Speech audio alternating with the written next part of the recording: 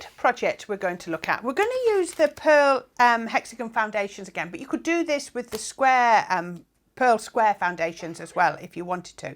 But what we're going to do is we're going to cut into our cardstock. So instead of like on the last one where we made a frame, we're actually going to cut into our cardstock. So what I've got here is I've got a piece of white card that I've stamped a sentiment on.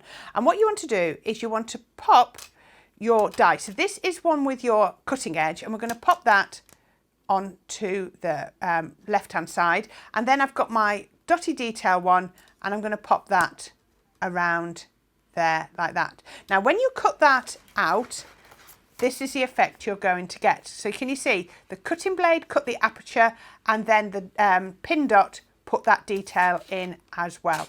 So that is what's going to go on my card. So then you get the next size down die, put your white card on top of your green card, and then position the next die down to cut the aperture, and then you have the lovely border all the way around the edge. So we can then glue those on there. So the green card, I put foam tape behind just to give it a little bit of a lift. So this is really easy, and you can actually do this with lots of your dies, is create these lovely apertures. So it's really easy to do, but if you're doing it, always start with the top layer, and that will then allow you to put it over the top of your green card, and you know then where to put this die so that you get an even frame. So pop that on there. You see I've also just put a few little liquid pearls on there. I do like my liquid pearls.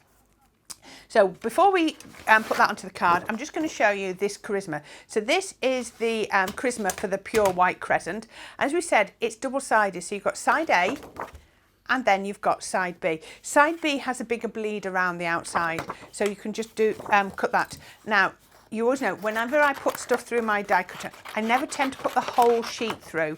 I always like just to put through the piece that I'm using. Your die cutting machines have got marks on and everything like that, so we don't want to transfer that onto charisma that we're not yet using. So pop that onto my plate. Then I'm going to get my dies. Oh, these have already got some tape on. So we've got one die with, again, with all the decoupage. And that's going to go just there. Get a piece of tape, that's the piece we used before.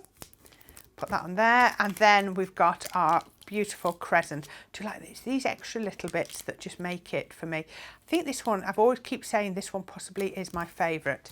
So pop that on there. Oops. And then we can run that through our die cutting machine, and I can show you how to put that together. Right, while that's running through, let's take our card base.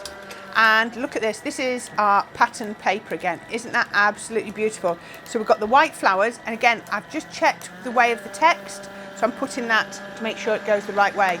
Now, I've not put a matte layer underneath here. Usually I do.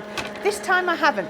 You could maybe go around the edge with a bullet nib black pen just to give a faux border, or you could ink around the edges, but it's coated cardstock, so you might need to sand the edges a little bit to get anything to stick. But I think it's going to look just as nice just putting the patterned paper straight onto my card base. So that's going to go on there.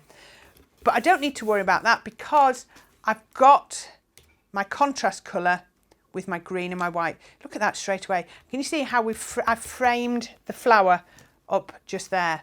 So it's always worth checking what's going to be visible so that you frame up the right bit of your paper when you're doing it. So again, foam tape always just gives it that little bit of a lift, and that will then go on here. Now, if you're at all unsure about doing your mats and layers because you think, oh, it touches and it sticks, put a little bit of wet glue over the top of your foam tape, just like this. So this will then give you the wiggle room that we love with wet glue, but you've then got the height with your foam tape.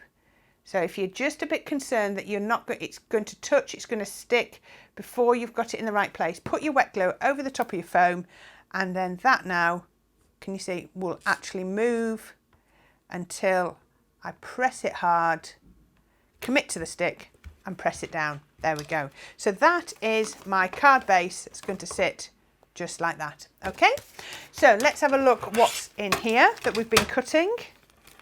Oh, there we are. And this has cut my pure white crescent perfectly. There we are. So we can press out. It's great that you've got the little release holes on the back. Look at that. Isn't that gorgeous? Now, that would have been our die cut not very long ago. We would have just stopped at that point. The fact that we now do this decoupage on all of our floral dies is absolutely amazing. So I can poke these pieces out. There we go. One and through there. There we go. So I've got 3 pieces of decoupage. So I'm going to do just like I did before. Make sure my glue gun's still on. And then we can just add a little bit of shape. There we go. Add a little bit of dimension. Just press there. And then we're going to press just there.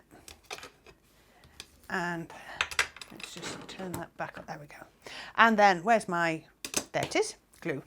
So we can take this and then we've got our flower. Now again, it's only one place it can go, so it's got to go just there.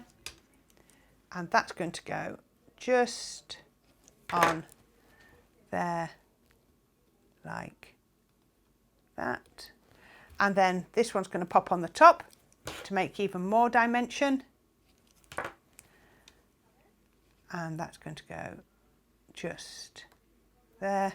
Now, I think this one officially goes on that side, but I always like to put it on this side. Just evens up the, and balances it out for me.